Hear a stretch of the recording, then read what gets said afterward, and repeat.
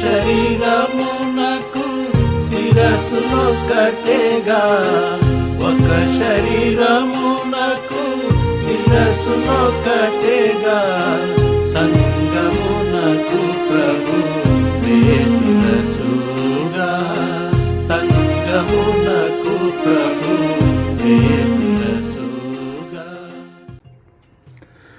ఆశీర్వాదాలన్నీ నావే, అబ్బురపరిచే మన ఏకత్వం. మనమందరము ఆ ఒకటే రొట్టెలో పాలు పుచ్చుకొనుచున్నాము. రొట్టె ఒకటే గనుక అనేకులమైన మనము ఒక్క శరీరమై ఉన్నాము. 1 కొరింథీ 10:17. మానవ శరీర నిర్మాణం సృష్టిలోనే అత్యద్భుతమని అత్యంత మేధావులైన శాస్త్రవేత్తలను సహా అది కలవరానికి గురి చేస్తుందని జీవశాస్త్ర పుస్తకాలలో మనం నేర్చుకుంటాం. మన దేహంలో 206 ఎముకలున్నాయి. అయితే శరీరంలో ఉన్న కణాలు, పరమాణువులతో పోల్చి చూస్తే ఈ సంఖ్య వాటి ముందు వెలవెలబోతుంది. ఈ చిత్రాన్ని మనం శరీరం నుంచి కేవలం ఒక్క అవయవానికి కుదించినా దాని పరమాణువుల నిర్మాణం మనకు మతి భ్రమింపజేస్తుంది. సర్వము తెలిసిన దేవుడు తన కుటుంబంలో అసంఖ్యాకులైన సభ్యులున్నారని, ముఖ్యంగా ఒక్క శరీరంలో తన బిడ్డలందరూ అవయవాలుగా ఉన్నారని మనకు గుర్తు చేస్తున్నాడు. మనం గుర్తించుకోవలసిన సంగతి విశ్వాసులందరూ భాగస్థులైన శరీరపు ఏకత్వం.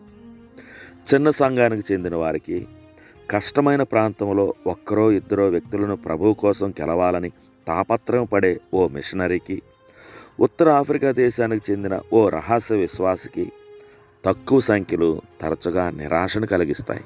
అయితే ఇక్కడ గుర్తుంచుకోవలసిన విషయం ఏమిటంటే, ఎంత పెద్ద సంఖ్య అయినా చిన్న భాగాలతో కూడినదిగానే ఉంటుంది. శరీరం అనగానే కొందరు ఆ పదాన్ని బోస్టన్లోనో బొంబాయిలోనో ఉన్న ఓ స్థానిక సంఘాన్ని సూచిస్తూ దానినే శరీరం అని నిర్లక్ష్యంగా ప్రస్తావించడం జరుగుతుంది. అయితే దేవుని వాక్యం ఈ విషయంలో తేటగా ఉంది. అన్ని కాలాలకు చెందిన ఒక సార్వత్రిక శరీరం ఉన్నది. స్థానిక సహవాసాలకు చెందిన విశ్వాసులందరూ కలిసి ఆ శరీరంలో అవయవాలుగా ఉంటారు.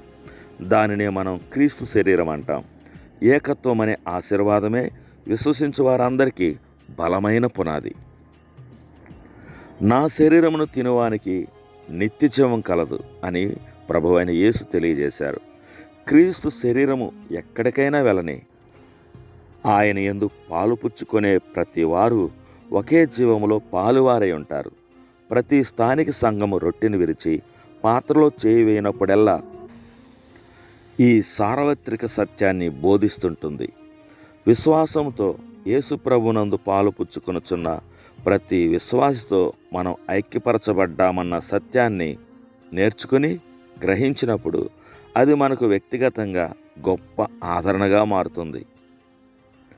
ఈ భూమి మీద సమకూడిన ఏ ఒక్క సమావేశంలోనూ క్రీస్తు శరీరంలోని సభ్యులందరినీ ఒకే చోట ఏకకాలంలో సమకూర్చలేం, కానీ ఆ తలంపు ఆయన శరీరం యొక్క గొప్పతనాన్ని, వైభవాన్ని ఒకసారి మన గమనానికి తీసుకొస్తుంది.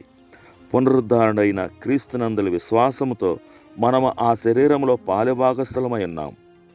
నేను జీవించి ఉన్నాను గనుక మీరును జీవించుదురు అనే మాట దేవుడు తన కుమారుని జీవాన్ని ఆయన శరీరంలో పంచుకొనుటలో పునరుద్ధానాన్ని ప్రధాన సాధనంగా చేస్తుంది.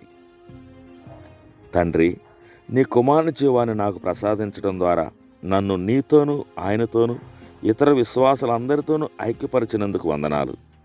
సంఘము ఆరంభమైన నాటి నుండి ఉన్న విశ్వాసులందరితో నీవు నన్ను జతచేసినందుకు నేను ఆనందిస్తున్నాను.